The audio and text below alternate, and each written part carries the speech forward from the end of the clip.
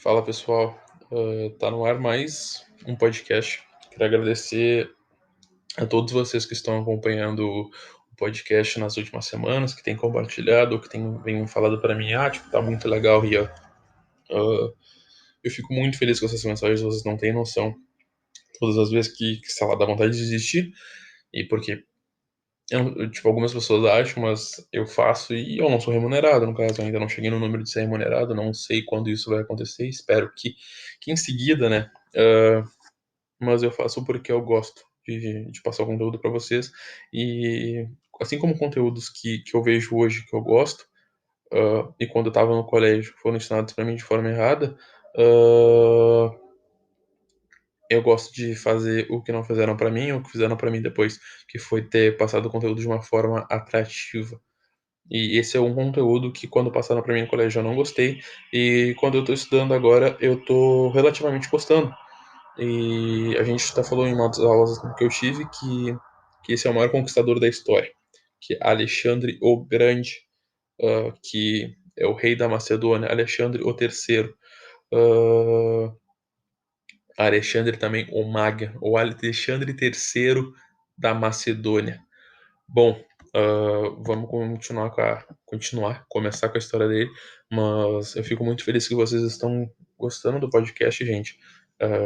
Mais do que pessoas novas, compartilhem com pessoas novas, mas ele.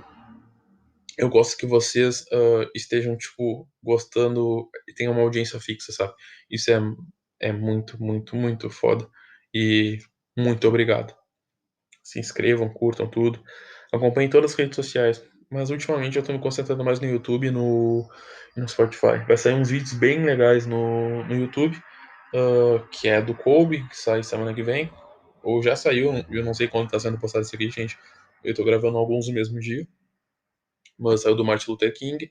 Vou fazer um podcast sobre o Martin Luther King. Eu acho que em novembro eu vou fazer uma programação bem legal acerca de questões do, da consciência, no mês da consciência negra, né, dia 20 de novembro é dia da consciência negra. Falta um tempo ainda, falta 2 meses para isso, mas eu já estou me preparando, tentando fazer uma programação bem especial. E bom, eu vou falar sobre um dos maiores conquistadores da história, para mim, o maior conquistador da história, que é Alexandre o Grande, que era o filho do rei Filipe II. Bom, ele nasceu em Pela, em 356 a.C., e ele sucedeu o rei Filipe II com apenas 20 anos de idade. E ele passou a maior parte dos seus anos de vida, a sua vida, ele passou em campanhas militares, que nunca haviam sido feitas antes, que ele passou através da Ásia e do Nordeste da África. E bom, até os 30 anos ele havia criado um dos maiores impérios do mundo antigo, que se estendia da Grécia para o Egito e noroeste da Índia. Bom, ele é uma das poucas pessoas na vida que morreu invicto em batalhas. E ele é considerado o maior comandante militar da história. Não é pouco não que foi esse cara, hein? Bom, a Macedônia, onde fica, gente, antes coisas na Grécia, tá? Era um estado, uma cidade-estado da Grécia. Bom, ele nasceu na capital do reino da Macedônia, que era Pela, né? E ele teve a educação feita pelo famoso filósofo Aristóteles. Bom, que vocês já ouviram falar, mas é importante sempre ressaltar. Bom, ele teve a educação dos 13 aos 16 anos feita por Aristóteles, algo que contribuiu diversamente na sua cultura, no seu conhecimento de mundo, já que todo lugar que ele chegava, ele queria repassar a cultura helênica, que era uma preocupação dele, já que todo lugar que ele passava, ele deixava a cultura grega e também se misturava aos traços regionais daquele lugar que ele conquistava, já que ali havia uma cultura, não moravam só gregos. Então, formava uma cultura muito diferente, com traços misturados, tipo, dominei o Brasil e sou grego. Aí ele botava algumas coisas gregas e se misturava com coisas brasileiras e sei lá. É tipo assim, arquitetura grega com uma laje em cima. É, é um exemplo que não ocorreu, porque não existia Brasil nessa época. Não existia. Tá, existia o território daqui, né? Mas não existia um país colonizado por portugueses que saquearam tudo. Bom, a crítica social do dia já foi feita. E é isso, gente. Bom, ele teve essa educação feita pelo Aristóteles e ele era um príncipe, né, gente?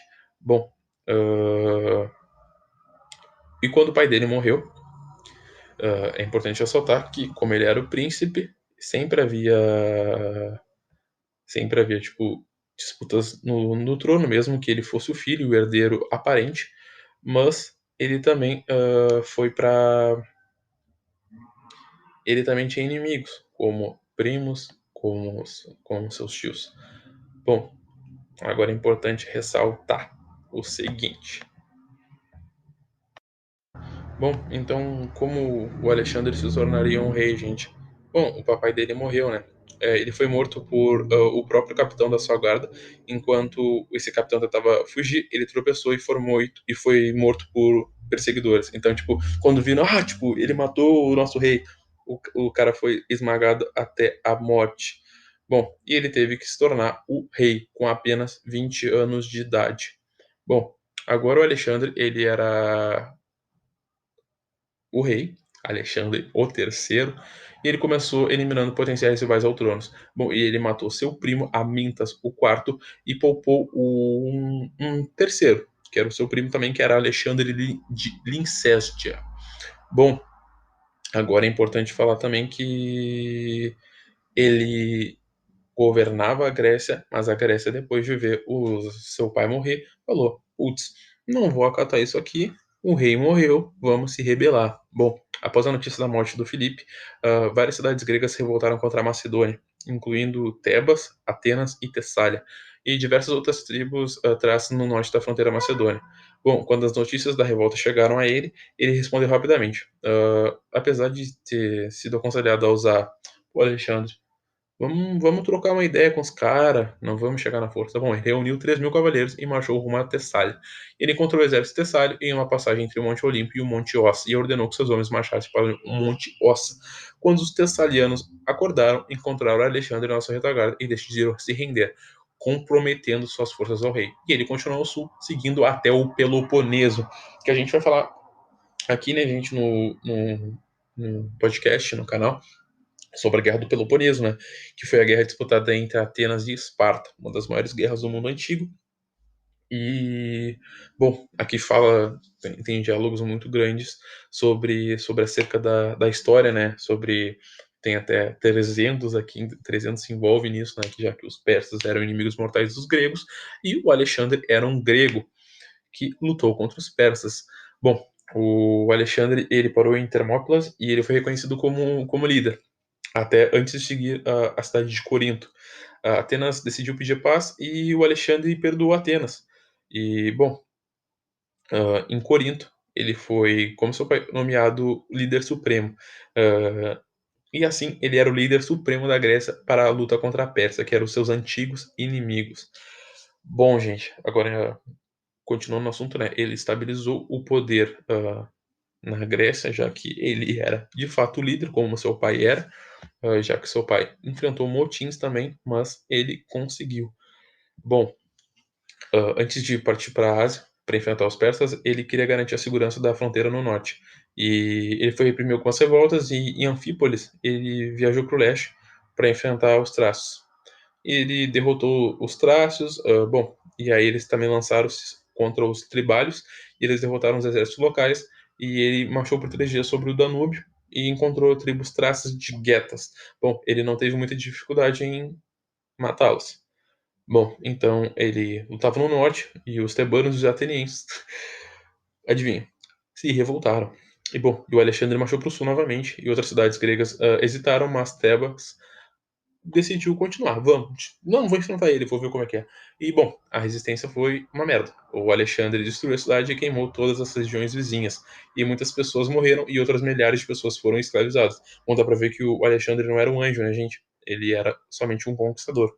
Talvez boa pessoa não fosse, já que ele escravizou milhares, que era um fato comum para a época, mas a gente não tem que esquecer a crueldade. Bom, Atenas e outras cidades gregas ficaram tipo, puta merda, meteu essa. Bom, e elas, impressionadas e assustadas, buscaram a paz com a Macedônia. E a Grécia estava novamente firme sob seu controle pela segunda vez.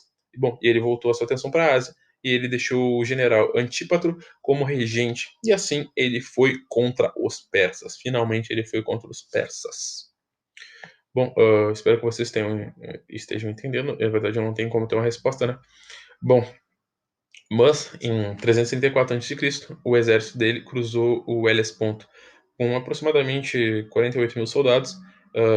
E, bom, a maioria dos combatentes eram macedônios, mas também tinham vários gregos de diversas cidades e estados e tropas conseguidas na Trácia, na Peônia e na Ilíria, cidades que ele enfrentou antigamente. Bom, ele mostrou aos homens a determinação de conquistar a Pérsia, já que ele fincou a lança em solo asiático e afirmou que aceitaria a Ásia como um presente dos deuses. Tipo, cara, muito bravo. E isso também mostrava a vontade dele de lutar, uh, em comparação a já que seu pai era conhecido pela diplomacia, pela conversa e os acordos. Alexandre mostrava já um ímpeto em lutar, em conquistar, já que é o maior conquistador da história. Bom, o primeiro confronto dele foi contra os persas, foi na Batalha de Grânico. Uh, Ele derrotou os adversários e aceitou a rendição de Sardes, a capital da nova província local. E, bom, ele então prosseguiu pela costa de Jônia, garantindo a autonomia das cidades da região. A cidade de Mileto, principal foco de resistência persa, foi conquistada. E, bom, ele foi mais para o sul e ele estava ali, Carnaço, em Cária, onde um prolongado cerco foi feito. Bom, Alexandre era, tipo, cara, é bizarro, sabe? Porque mesmo que eu tenha feito o roteiro para fazer isso aqui, para ler, e porque é impossível, né, a gente saber tudo isso de cabeça, né? Na verdade, não é impossível, mas terei que ter um doutorado nisso. Mas fontes legais, se vocês quiserem as fontes, vocês me chamem.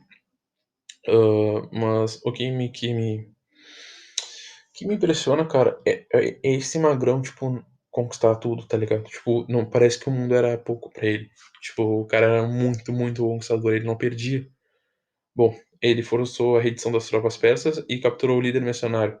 E, bom, ele forçou a fuga do sátrapa de Cária, que era meio que o líder da região. E ele deixou no poder, na região, uma membro da dinastia Hecatômia, Ada, que adotou ele.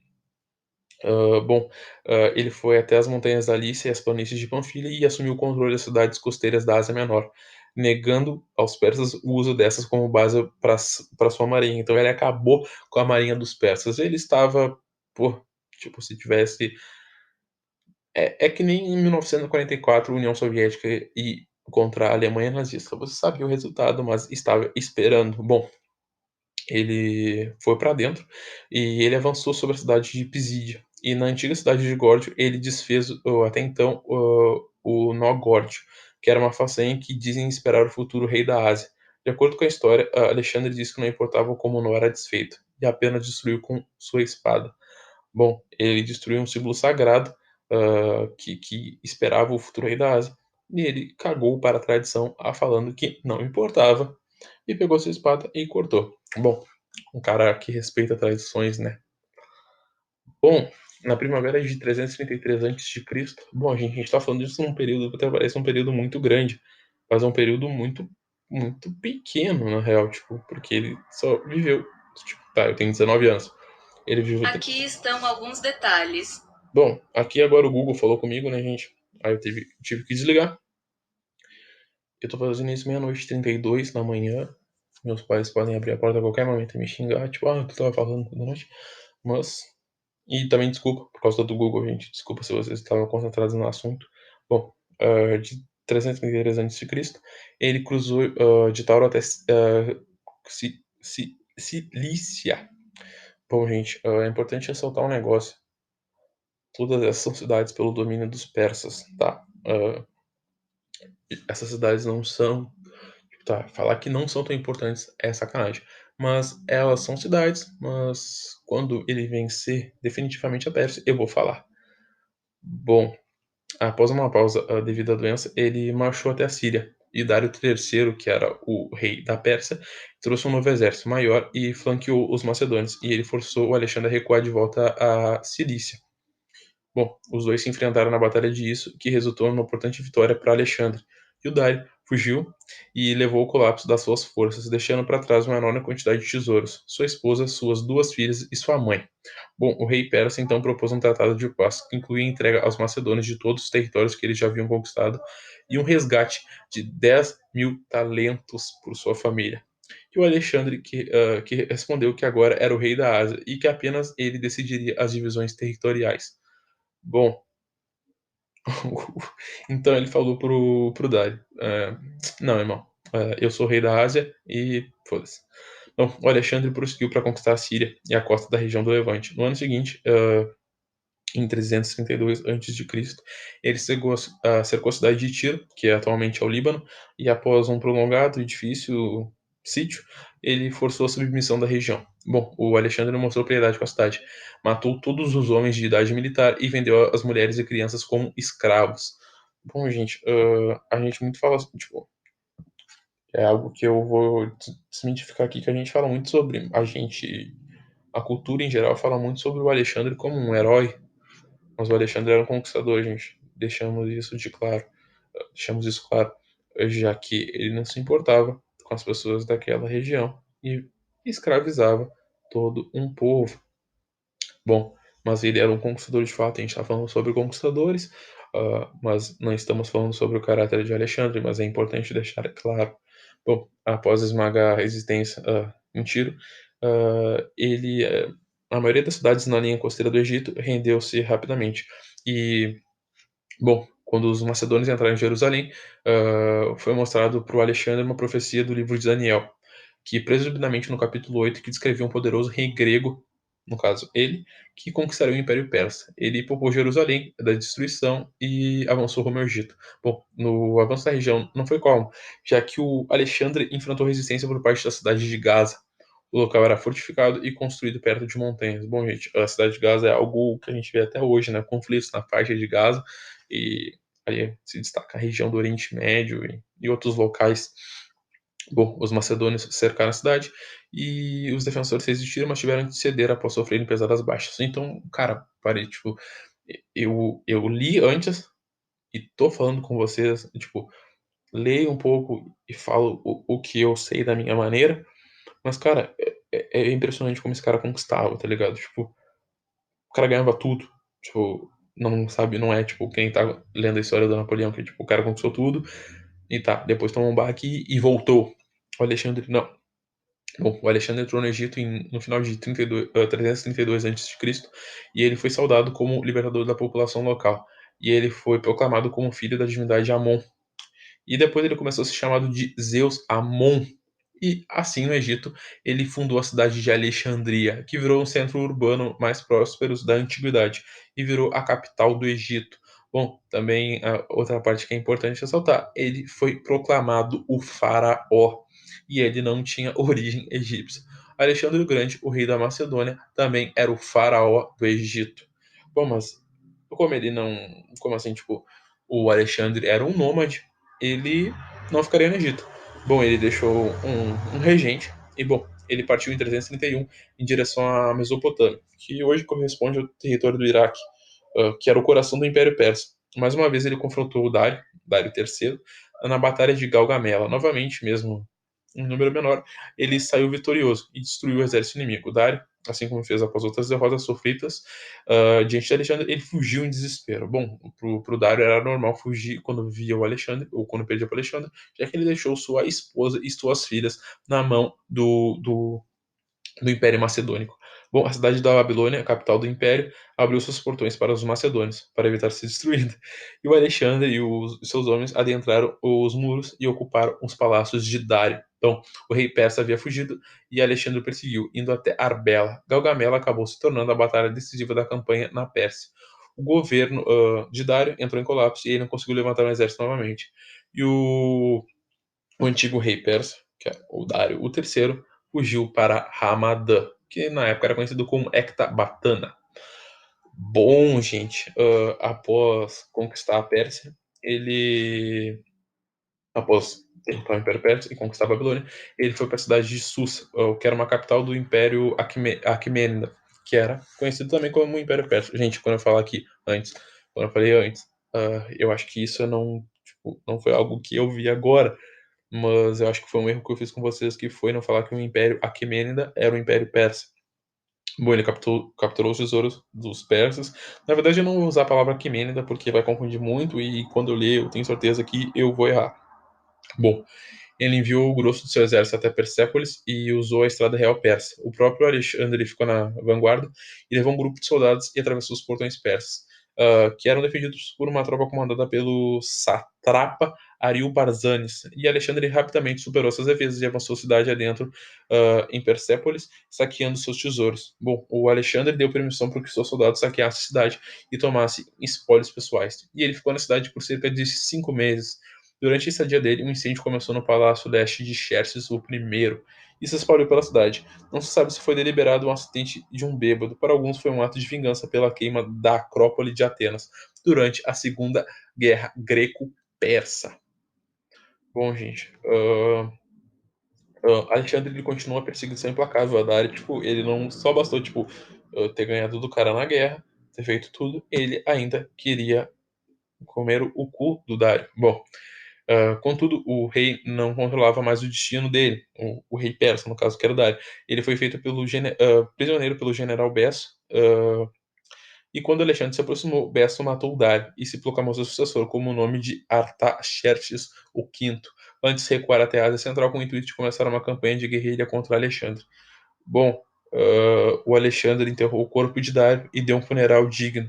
Ele afirmou que Dário, no seu leito de morte, o nomeou seu sucessor para o trono persa. A a morte do Dário é considerado o evento final do Império Aquemênida, mas também conhecido como o Império Persa. E assim, o Império Persa viu o seu final com a morte de Dário III, que já estava fugindo muito antes, mas pelo menos o Alexandre deu a honra de um funeral digno. Bom, o Alexandre viu o Besso, esse cara que matou o Dário, como um usurpador, e ele partiu na perseguição. E a campanha inicialmente se tornou uma grande aventura pela Ásia Central. E o Alexandre sufocou qualquer resistência que via pela frente. No caminho, ele fundou cidades, chamando-as de Alexandria também, incluindo a moderna Kandar, no Afeganistão, Alexandria Skat, no Tajiquistão. A campanha levou Alexandre e seu exército nômade. Peraí. Não, tô viajando, gente. Desculpa. Ele levou o extremo da região, que ficava no Afeganistão, e também o sul do Afeganistão eles também chegaram. Então eles fizeram meio que uma viagem pela Ásia Central. Bom, um senhor que governava a região de Swagediana traiu Besso e o entregou a Ptolomeu, um dos generais e amigos mais confiáveis de Alexandre. E o Besso, então, foi executado. Então o usurpador estava, enfim, preso. E contudo, o Alexandre estava em Yaxartes, repelindo uma invasão de um exército nômade. Espitamês levantou o Sogdiano em revolta, e Alexandre pessoalmente comandou uma tropa e derrotou os citas na Batalha de Yaxartes. E depois se moveu contra o Espitamenes, porque eu falei Espitames, e era Espitamenes. Bom, eles derrotaram na Batalha de Gabai. Então Alexandre estava seguindo a sua senda de vitórias. E bom, então os próprios comandados de Espitamenes o assassinaram e buscaram a paz com os macedônios logo em seguida. Os Espitamenes falaram assim, tipo, cara, a gente tem que derrotar esse magrão, a gente tem que se proteger e vamos fazer um trato com eles. Então foi isso. Então, tipo, já dava pra ver, cara, o magrão era muito temido. Bom, uh, durante a conquista final do Império Persa, ele acabou adotando alguns elementos da cultura persa, como as vestimentas e costumes. Bom, ele também adotou uma prática chamada proskynesia, que incluía o beijar das mãos ou a reverência, prostando-se diante de alguém que é hierarca ou socialmente superior. E os gregos aceitavam tais bajulações apenas às deidades e acreditavam que Alexandre queria se declarar ele mesmo como um deus. Muitos de seus compatriotas acabaram por criticá-lo, então ele acabou tipo, abandonando essas práticas, tipo, sei lá, tipo, o Magrão ficou assim, eles não gostam do que eu fiz, ele ficou meio depressivo e falou, cara, não vou fazer mais. Nem todo costume que se adota ele queria, mas ele queria mesmo ser cultuado como um deus. Bom, por volta de 330 a.C., ele foi descoberto um complô contra o Alexandre, que era um dos seus oficiais, que era o Filotas, foi executado, porque ele não avisou o Alexandre de uma possível tentativa de assassinato. E, bom, o Philotas era filho do general Parmênio, que estava em Ecbatana. E, bom, Alexandre acabou por ordenar sua morte também. Em seguida, ele ordenou a execução de Clito, um outro general que era seu amigo e que havia salvado sua vida em Grânico. Os dois teriam brigado bêbados durante uma recepção e Clito teria acusado Alexandre de cometer diversos erros de julgamento, e especialmente de ter esquecido o jeito macedônio em favor de um estilo de vida oriental corrupto. Bom, mais tarde, durante uma campanha na Ásia Central, o segundo complô contra Alexandre foi revelado, instigado por seus próprios pajens. Seu historiador oficial foi implicado no complô e ele foi morto logo em seguida, segundo vítima de tortura sistemática ou doença. Bom, agora é importante ressaltar também uma das maiores coisas que o Alexandre fez, foi a invasão à Índia. Ele incursões no subcontinente indiano e ele cruzou o rio Indo e lutou a dramática Batalha de Hidaspes em 326 a.C. contra o rei Poro, que governava uma região muito importante. E, bom, ele ficou impressionado com a coragem desse rei e tornou ele um aliado. Ele apontou como um satrapa e até lhe deu mais um território que o outrora governara. O rei mais importante da região era crucial para ajudá-lo a controlar um lugar tão longe da sua base de poder. Então, tipo, ele falou, cara, vou fazer uma aliada aqui porque eu estou muito longe da Macedônia, mesmo que ele fosse um rei brabo. Bom, os anos posteriores, ele ainda continuava com o poder da Grécia, mas a gente precisa falar sobre a gente falou sobre menores, como as incursões dele à Índia, e sobre algumas revoltas no exército que ocorreram, já que os seus soldados se voltaram contra ele, mas ele conseguiu logo estabelecer. Bom, e ele enviou uma boa parte do seu exército ao atual sul do Irã, com o general Crátero, e enviou uma frota para explorar a região do Golfo Pérsico, enquanto o Alexandre levou o que sobrou das tropas sob seu comando de volta à Pérsia, tomando a difícil rota ao sul através do deserto de Redrósia e Macrão.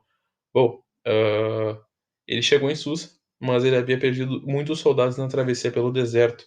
Uh, bom, ele queria fazer uma travessia muito difícil e foi isso que me diminuiu o prestígio dele com o exército.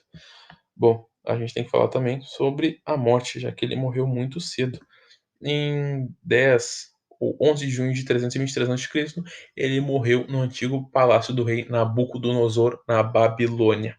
Ou Nabucodonosor II, aos 32 anos. Na verdade, algumas fontes falam 33 anos e outras 32, gente, para não deixar vestígios. Bom, de acordo com Plutarco, cerca de 14 dias antes de falecer, ele deu uma festa ao almirante Nearco e passou aquela noite e a próxima bebendo. Então ele teve uma febre, que foi piorando até o ponto de não poder falar. Aos soldados comuns, ansiosos por causa da saúde do rei, foi permitido passar por ele silenciosamente a acenar. A segunda versão de outra pessoa do Império Macedônico afirma que ele passou a sofrer de fortes dores após tomar uma enorme porção de vinho em uma festa a Heracles. E ele permaneceu fraco por 11 dias, não teve febre e morreu depois de dias de agonia. Bom, Plutarco, que foi a primeira versão, ele falou que essa não era a verdade. Bom, gente, e assim chegava o final da vida de um dos maiores conquistadores da história. E obviamente, depois que ele morreu, uh, obviamente, eu acho que nem é tão óbvio, né, gente? Mas depois que ele morreu, as tropas se dividiram. E aqueles que lutavam pelos territórios que ele conseguiu se dividiram em tudo e ficaram brigando por territórios. E assim ficaram fracos a novos ataques. Bom, né, gente? Ficou para, nesse meio tempo, Alexandre IV e Filipe o III foram assassinados, que eram seus sucessores. Bom, todos ali, e o Império Macedônico finalmente, ou uma hora, teria que cair. Mas essa foi a história de um cara que nunca foi derrotado, que foi Alexandre o Grande, gente. Eu espero que vocês tenham gostado da história dele. Muitos nomes complicados e bom, muitos nomes complicados, e é isso, né, gente? Tem que fazer o quê? Não tá em português. E outros nomes, tipo, muitas bibliografias falam de pessoas assim, tipo, os nomes difíceis que eu falei, como se fossem pessoas, tipo, tá, tipo, o ministro da defesa ali, mas eu sei como é difícil aqui. Só que os nomes que eu falei é só para dar uma referência das falas exatas como aconteceu. Como o Plutarco, que falou que a versão da morte de Alexandre o Grande estava errada segundo a segunda versão, e a versão dele estava certa. Bom, Alexandre se tornou faraó do Egito, rei da Macedônia e rei da Pérsia. Da antiga Pérsia, que foi destruída após a morte do Dário III e foi governada pelo Império de Alexandre. Bom, é o maior conquistador da história. Eu acho que se compara ao Gengis Khan com o exército mongol, mas é importante falar da idade desse cara, da maturidade que esse cara tinha para a guerra. Ele não era um anjo, como eu falei aqui. A gente vê muito a retratação dele como se ele fosse um libertador, e não. Ele tinha os seus benefícios próprios, e depois o Egito foi dominado pelo Império Romano. Bom, mas a Macedônia teve muito êxito em unificar a Grécia e ganhar diversas guerras e enfim botar um final ficou engraçado. E botaram um final ao Império Persa, que era o maior inimigo dos gregos. Bom, eu espero que vocês tenham gostado, se inscrevam, curtam, escutem no YouTube, escutem aqui. Muito obrigado pelas mensagens de apoio e é isso. Tchau, tchau.